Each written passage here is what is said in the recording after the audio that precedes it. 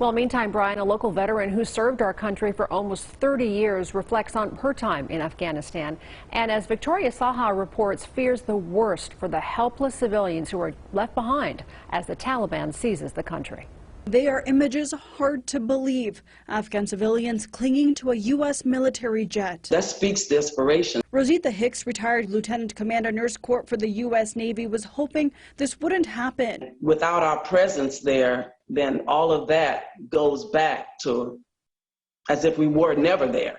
Hicks was one of the thousands of U.S. troops sent to Afghanistan over the last 20 years to help the Afghani people be empowered against the Taliban. But ultimately, it failed. I was able to see firsthand some of the destructions and the life loss and resources and etc. So I am with a lot of emotion. She says while the U.S. had a presence there, the civilians felt secure, but that security was temporary, as you can see in these images of people trying to flee the country. The Taliban, etc., know we're no longer there, so they just pretty much waited us out.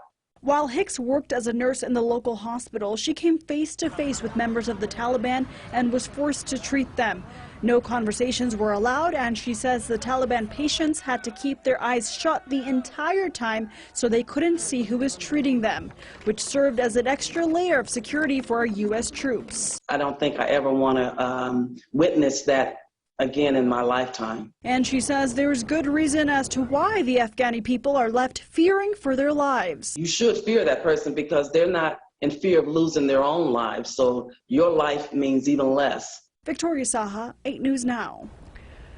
Powerful interview. A spokesperson for the Taliban says they will respect women's rights, but Hicks says she doesn't believe that because during their time in Afghanistan, women and children were purposely injured and treated very unfairly. Hicks fears this is going to continue to happen with the Taliban's control.